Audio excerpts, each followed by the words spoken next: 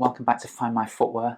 I'm Paul, and today we're comparing two of the most popular stable daily trainers from ASICS, the Gel-Kayano 32 and the GT 2000 V14.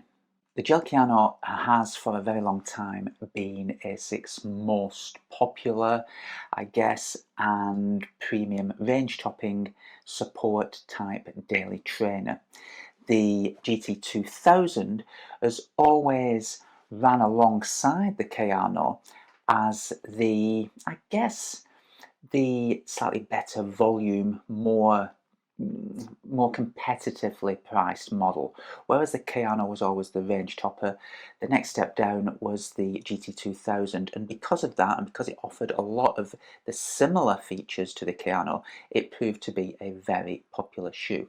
So with these two latest models, let's have a look what features they share, how they differ, and which one might be best for you. So first of all, let's look at the Gel-Kayano 32. Now this shoe, like I say, it's a daily trainer. It offers support. The support comes from ASIC's 4D guidance system. And in this shoe, that is ASICS say it's a more responsive, springier medial post. Well, ASICS don't use the term medial post, but it sits in the place of a traditional medial post. And whereas a traditional medial post was a lot firmer and stopped the foot rolling over pronating, this material is more responsive, springier, and it's designed to kind of propel the foot out of an overpronated state. It's kind of a little bit weird to get your head around, but combined with the geometry of the shoe, it works very well and it does provide very good support. Okay, now in the GT 2000, we've got a new system going on in here. Instead of the 4D system, we've got the 3D guidance system. Now in the GT 2000 V14 we have a kind of straighter lasted design to the rear to midfoot on the medial side of the shoe, and we've got sidewalls extending the midsole up on both sides of the shoe, a little bit like a Buck's guide rail, so your foot sits deeper within the shoe.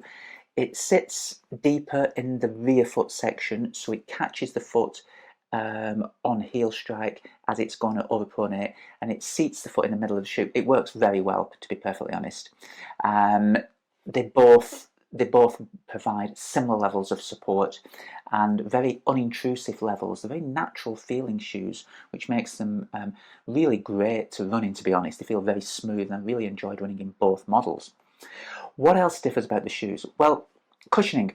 The Kayano stack they're both 8mm drop, but the Kayano's coming in at 40mm, whereas the GT 2000 is 36.5.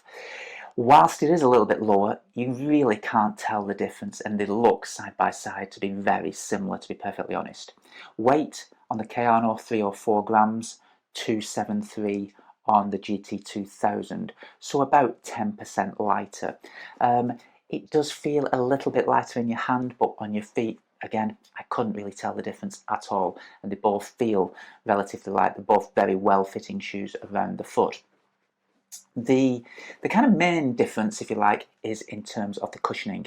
Now, on the Kayano, we had the FF Blast Plus. Now that's ASICS premium, light, soft, very cushioned, smooth riding midsole foam, and it is a very plush ride. It's a very smooth, very efficient ride, and it's beautiful for everyday cruising kind of running.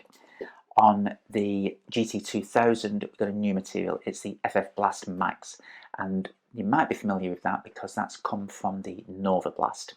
Now, whilst it feels very similar, I think it's a little bit firmer in this kind of makeup in the GT 2000, but it's very soft, it's very springy, and it's very responsive.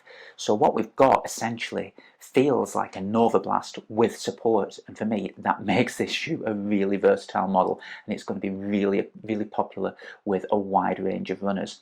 I see a lot of runners wearing Nova Blast, and they do really need a support type shoe. Well, if that's you, then go for the GT 2000. It really is a light, smooth, and fast riding support shoe. You're getting the best of both worlds. You're getting the support from the GT2000, but you're getting the cushioning and the responsive feel from the Nova Blast. So it really is one to check out.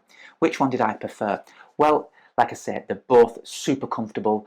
They both provide very good, effective and efficient support for overpronation.